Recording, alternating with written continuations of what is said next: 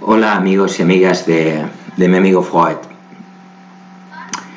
Vamos a dedicar esta grabación a continuar con la serie de psicometría, justo en el punto preciso en el que la dejamos.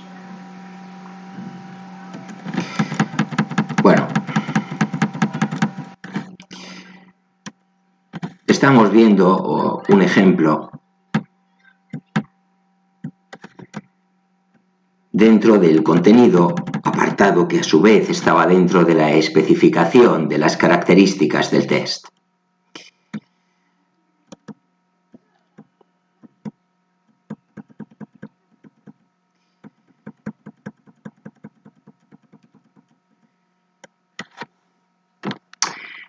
Supongamos, continuando, veis la grabación anterior y seguís el hilo del que estoy tirando.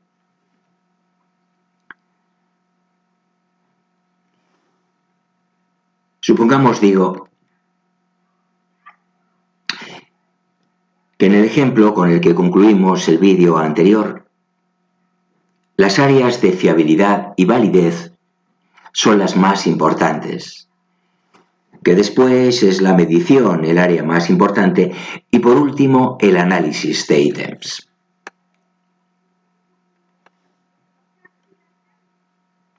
En este caso, una ponderación que se podría dar sería un 35% de los ítems para fiabilidad, 35% para validez, 20% para el área de medición y un 10% para el análisis de ítems. Si se asume que todos los procesos tienen la misma importancia para nosotros, a cada uno de ellos le correspondería una ponderación del 25%.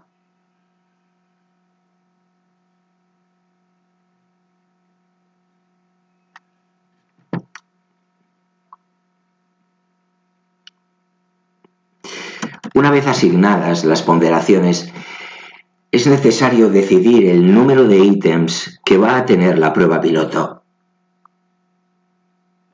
Si queremos que tenga 80 ítems, hay que tener en cuenta que en algún tipo de pruebas la versión piloto debe contar como mínimo con el doble o triple de los ítems de la versión final del test. Entonces, en función de los pesos asignados a cada área, hay que establecer el número de ítems que hay que elaborar para cada una de ellas.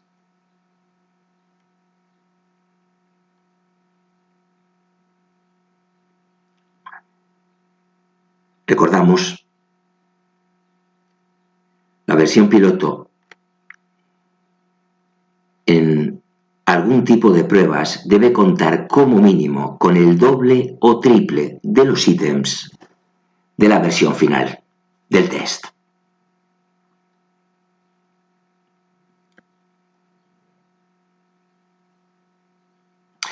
En nuestro caso, en función de los pesos asignados a cada área, como decíamos, había que establecer el número de ítems a elaborar para cada una de ellas. Decíamos que en nuestro caso sería el 20% para el área de medición, 16 ítems en concreto, un 35% para fiabilidad y un 35% para validez, 28 ítems para cada una de ellas y un 10% para el análisis de ítems, lo cual supondría 8 ítems.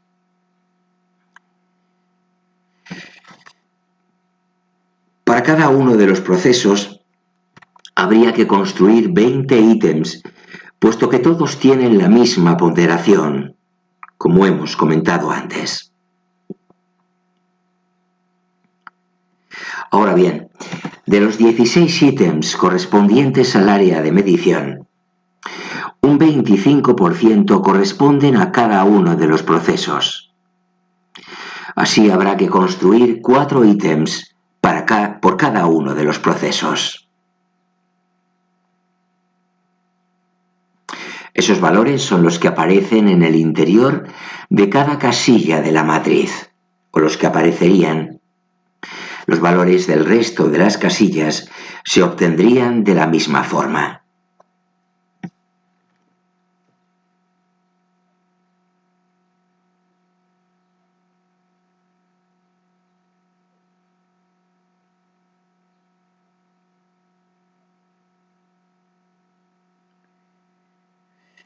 La especificación del contenido a la hora de construir un test de aptitudes tiende a ser menos específica, puesto que está pensada para medir una característica más general y persistente de la persona.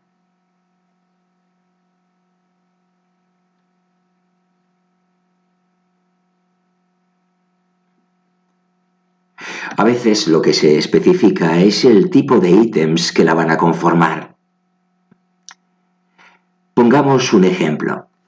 Si se quiere construir un test para medir la habilidad verbal, constructo que se había definido anteriormente, lo hicimos en el vídeo anterior, se puede especificar que los ítems que lo formen sean de analogías verbales, sinónimos y antónimos, ítems de frases incompletas, etc.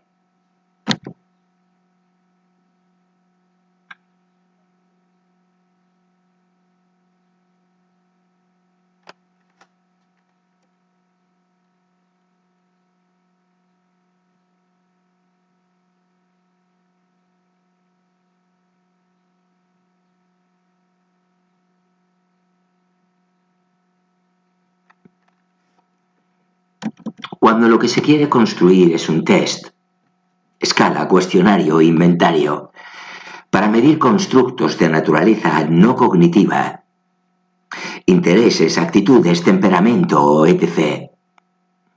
Las especificaciones pueden ser bastante esquemáticas y a veces el contenido de los ítems se deduce fácilmente de la misma definición del constructo.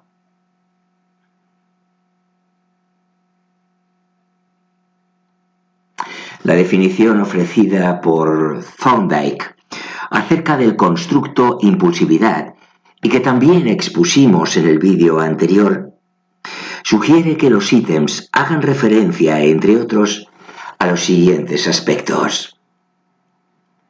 Rapidez en las decisiones. Interés por las actividades no planificadas. Desagrado por las cosas y actividades muy planificadas, etc.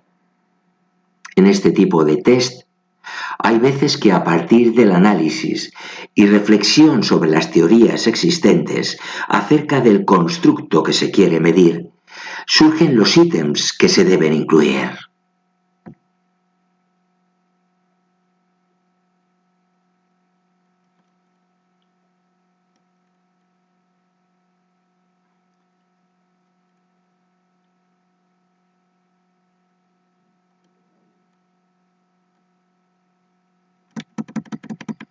Pasemos al formato de los ítems.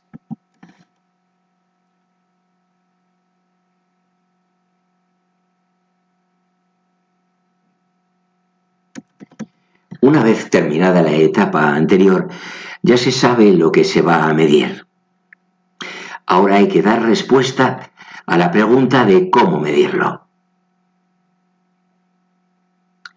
Para ello, el primer paso es seleccionar el tipo de ítems que se van a utilizar para construir el test, teniendo en cuenta que, como señala Osterlind, el ítem puede ser considerado como una unidad de medida dentro del test global y puede aparecer bajo diferentes formatos.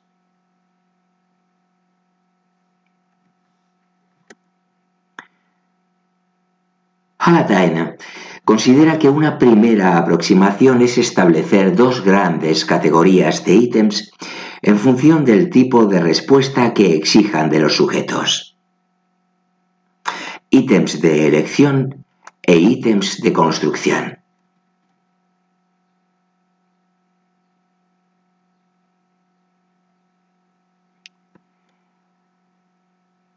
Los ítems de elección son ítems de respuesta cerrada.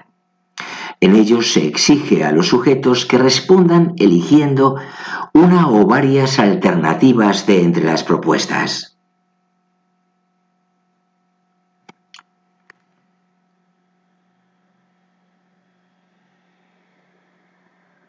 En los ítems de construcción, el sujeto deberá elaborar su propia respuesta. Cada una de estas grandes categorías incluye distintos tipos de formatos, que serán más o menos adecuados dependiendo de si la variable que se quiere medir es de tipo cognitivo o bien de tipo oréctico o afectivo.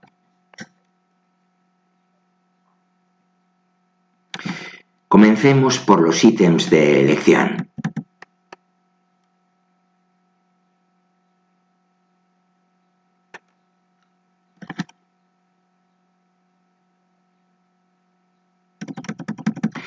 Los formatos más comunes que presentan son: comenzamos por dos alternativas. Los sujetos han de elegir una entre dos alternativas. Por ejemplo, verdadero o falso, sí, no, correcto, incorrecto.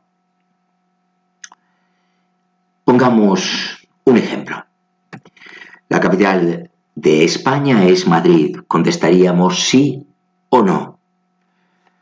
Otro ejemplo. Los constructos son variables observables directamente.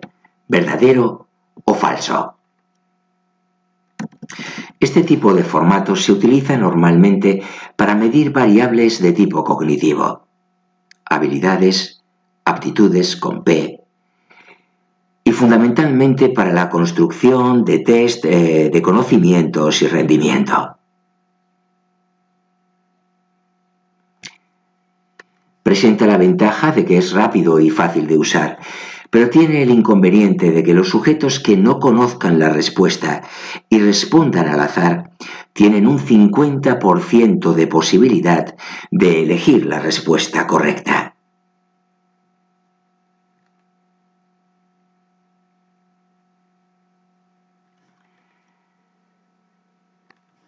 No es el formato adecuado para los test de personalidad y los de actitudes, intereses, etc.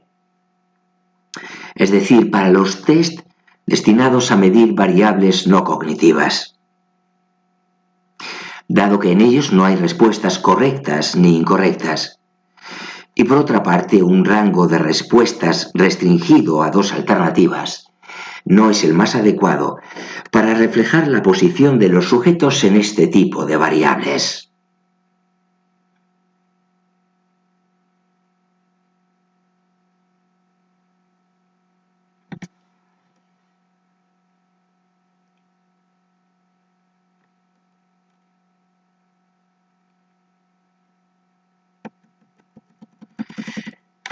Pasemos a los ítems de elección múltiple. Dentro de los ítems de elección, recordamos. Otro formato. Este tipo de ítems consta del enunciado propiamente dicho y las alternativas u opciones de respuesta, que consisten en una lista de posibles respuestas, de las cuales una es la correcta o la más adecuada y las otras son incorrectas y se denominan distractores. Se suelen utilizar de 3 a 5 alternativas de respuesta para disminuir la posibilidad de que los sujetos elijan la alternativa correcta por azar. Por ejemplo, en un ítem con 5 alternativas de respuesta, de las cuales solo una es correcta, los sujetos tienen una posibilidad de acertarlo por azar de un 20%. Un quinto, una entre 5, frente a la del 50%, un medio, una entre dos que tendrían si el ítem hubiera tenido dos alternativas.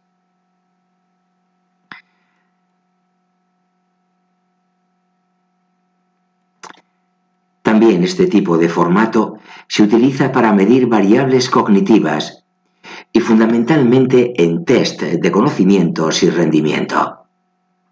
No se utiliza para medir variables de personalidad, intereses, actitudes, etc. Esto es, en el ámbito oréctico o afectivo.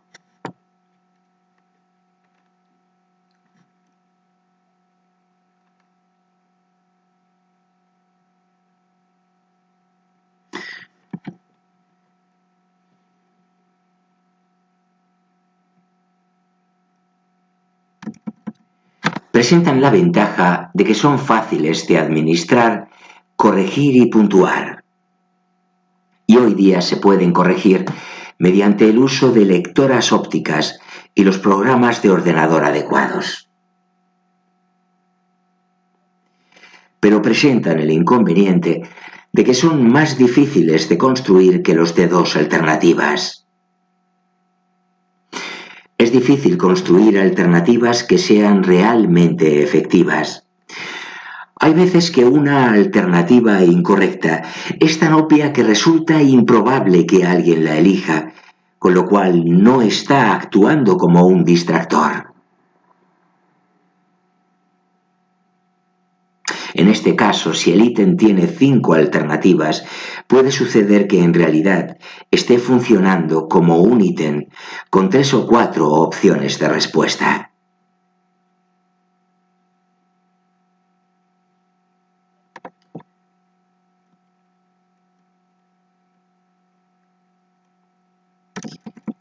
Lo ideal sería disponer de un banco de ítems del que se pudieran ir eligiendo en cada ocasión los más adecuados.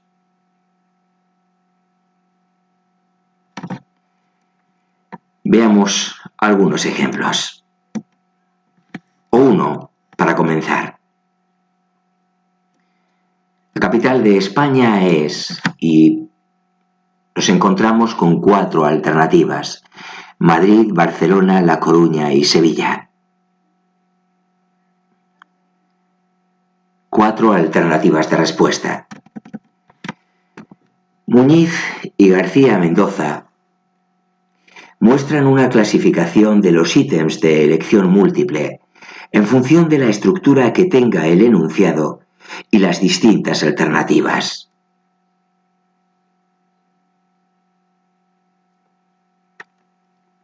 El enunciado o base del ítem puede presentarse en forma interrogativa, enunciativa o como una frase truncada o incompleta. Cada una de estas formas dará lugar a un tipo de ítem.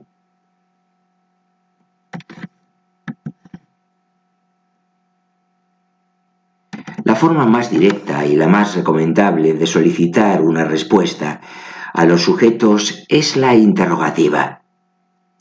En el estudio que realizan los autores que acabamos de citar, se hace una revisión de los exámenes PEER de los años 1998, 1999 y 2000 y encuentran que el porcentaje de ítems de forma interrogativa fue 11, 10 y 25% respectivamente, un porcentaje muy bajo.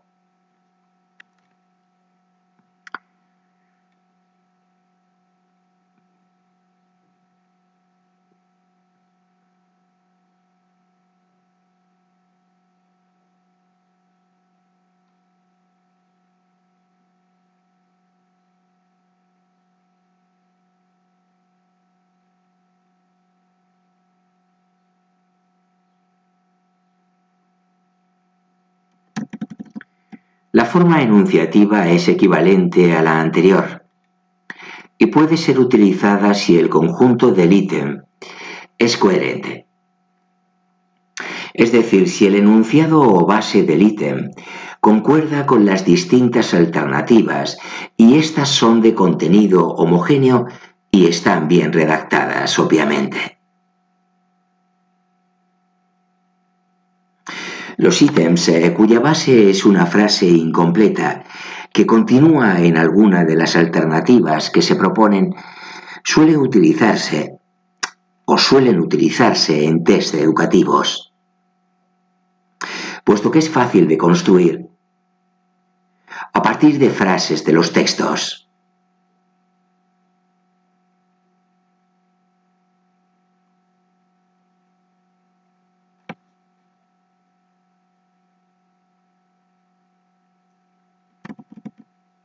En relación con la forma de redactar las alternativas, hay dos tipos de ítems. Los que presentan una única respuesta correcta y aquellos en los que todas las alternativas son parcialmente correctas, pero hay una que es más completa y la mejor respuesta de las presentadas. El primer tipo de ítems se suele utilizar cuando no hay ambigüedad acerca de la veracidad o falsedad de la respuesta. Y el segundo cuando se pretenden evaluar procesos mentales complejos.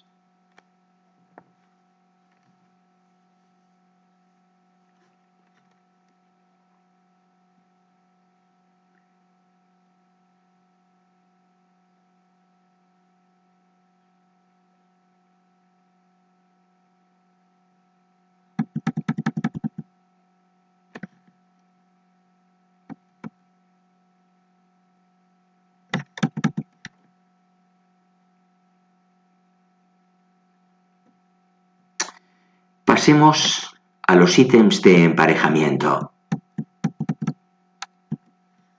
Recordamos, dentro de los ítems de elección. Este formato implica que el sujeto empareje los elementos de dos columnas de acuerdo a las instrucciones dadas en el enunciado. Al igual que los formatos presentados o que acabamos de presentar, está indicado para medir variables de tipo cognitivo y sobre todo conocimientos. Veamos un ejemplo.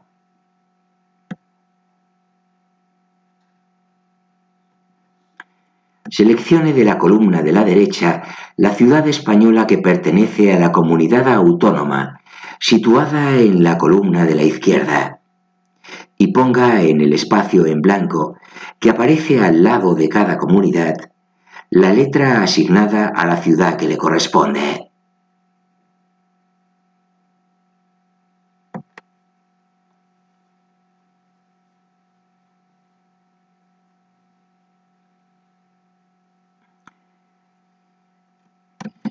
Así tenemos dos columnas. En la primera, nombres de comunidades autónomas españolas: Castilla y León, Cantabria, Andalucía y Extremadura en concreto. En la segunda, nombres de ciudades españolas: Santander, Segovia, Cáceres y Sevilla. Bueno, pues habría que emparejarlas. Evidentemente, Segovia con Castilla y León, Santander con Cantabria, Sevilla con Andalucía y Cáceres con Extremadura. Continuamos con el formato closed o incompleto. En este tipo de ítems se ofrece a los sujetos, por ejemplo, un párrafo o una frase en la que faltan algunas palabras y aparece un espacio en blanco en su lugar. A continuación se ofrece una lista en la que se incluyen las palabras que faltan.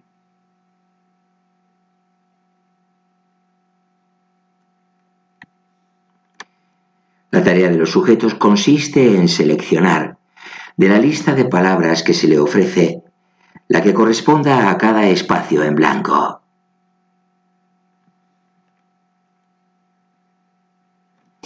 Veamos un ejemplo, como siempre.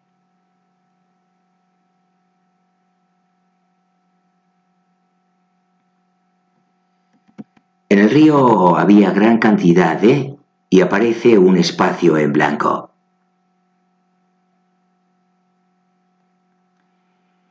Continuamos, que navegaban en ambas direcciones. Punto. No se podía estar en cubierta debido al fuerte espacio en blanco.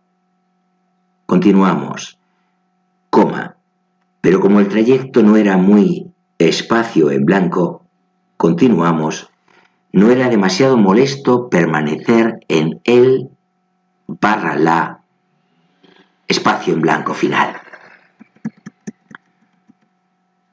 La lista de palabras que se nos ofrece es una lista de 4 palabras: barcos, interior, viento y largo. Por lo tanto, completaríamos el texto de la siguiente manera. En el río había gran cantidad de barcos que navegaban en ambas direcciones. No se podía estar en cubierta debido al fuerte viento, pero como el trayecto no era muy largo, no era demasiado molesto permanecer en el interior.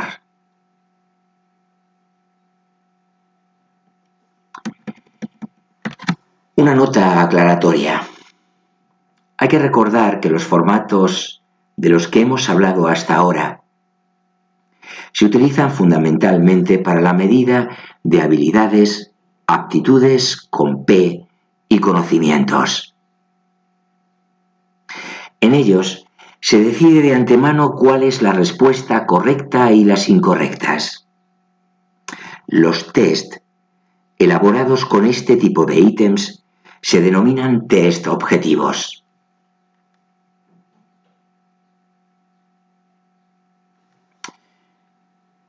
Aclarado queda.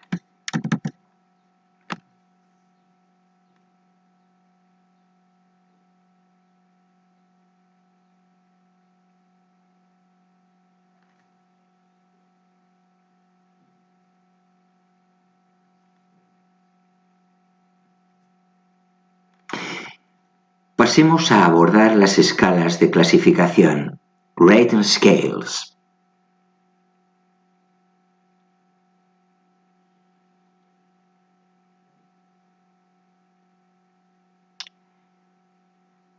Se trata de un tipo de formato de ítems en el que se presenta un enunciado y distintas alternativas de respuesta que están ordenadas de forma gradual en una serie de categorías a lo largo de un continuo. El sujeto debe responder eligiendo de entre las alternativas propuestas aquella que mejor refleje su postura o actitud personal ante el enunciado. Dado que a los sujetos se les pide que emitan juicios de valor, puesto que han de mostrar su postura personal, a este tipo de escalas se las denomina escalas valorativas. Veamos un ejemplo.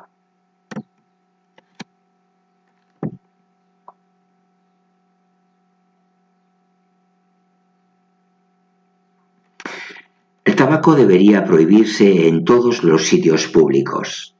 5 alternativas de respuesta. Ordenadas, como aclaramos, de forma gradual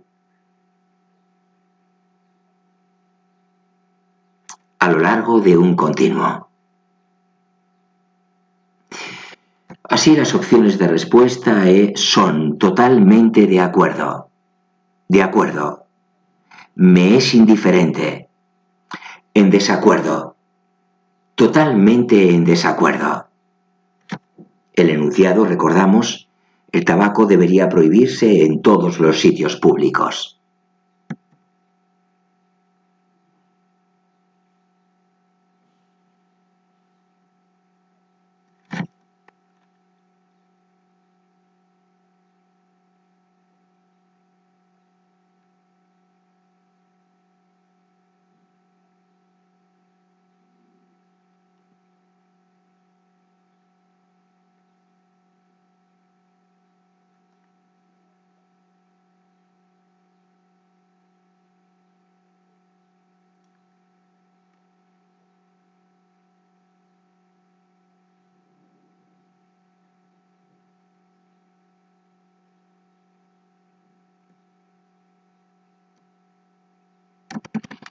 Aunque este formato se parece al que presentan los ítems de elección múltiple, en cuanto que hay un enunciado y varias opciones de respuesta, hay una diferencia muy clara entre ellos. Entre los ítems de elección múltiple y las escalas de clasificación.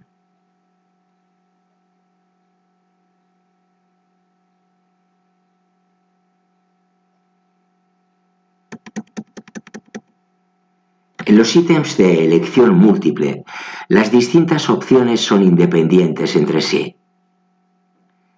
Por el contrario, las opciones de las escalas de clasificación son interdependientes y corresponden a categorías de respuesta ordenadas gradualmente.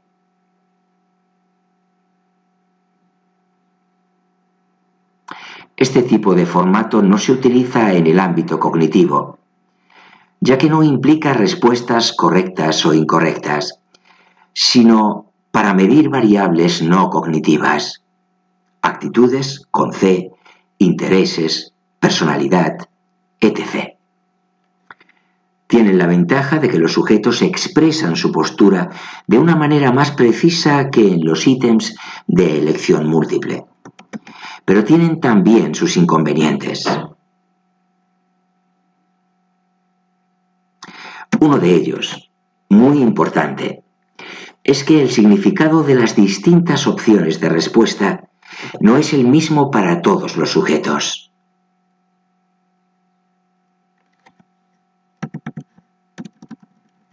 Pondremos un ejemplo y con esto concluiremos la grabación por hoy. La alternativa de acuerdo no siempre significa lo mismo para todos. Por otra parte, es frecuente que aparezcan sesgos en las respuestas. Esto es, hay sujetos que tienden siempre a elegir las opciones extremas, o por el contrario, cuando hay un número impar de categorías, algunos sujetos tienden a elegir la categoría central.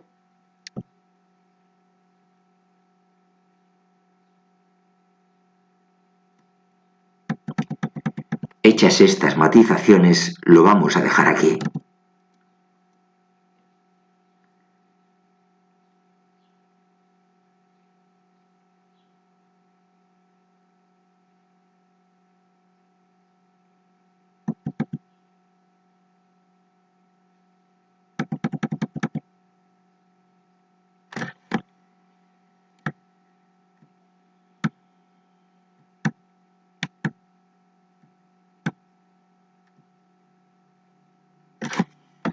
Efectivamente lo vamos a dejar aquí a, más o menos el estándar del canal.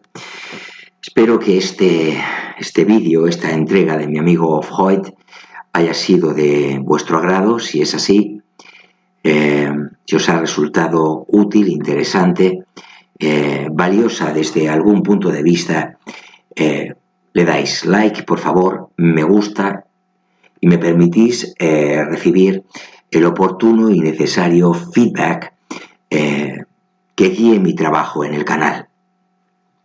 Os animo a suscribiros al canal, a mi amigo Freud. Es algo que interesa a todos los que nos encontramos en este punto de encuentro, valga la redundancia. Y animo tanto a los asiduos que por alguna razón no lo hayan hecho todavía, como a los recién llegados. En este último caso, os recomiendo que os deis un paseo por los contenidos de mi amigo Freud. Estoy convencido de que tras ello pasaréis a formar parte de esta gran familia que constituye la audiencia de mi amigo Freud. Os recuerdo que mi amigo Freud es también el vuestro. Así lo ha sido desde el comienzo de esta andadura, allá por mediados del mes de agosto del pasado año 2022. También os recuerdo que mi amigo Freud está siempre encantado de contar con vuestra atención, con vuestra presencia, compañía, apoyo y compromiso para con este proyecto que lleva su nombre.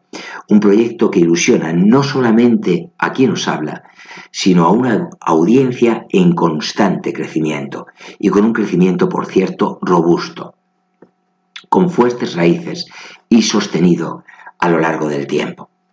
Sin nada más que añadir, me despido de todos y todas con un saludo muy afectuoso, con mis mejores deseos y con la esperanza de que nos reencontremos con ocasión del próximo vídeo que subiré al canal y que tengo la intención de que llegue muy pronto. Nada más. Nos vemos, como digo, en el próximo vídeo. Chao.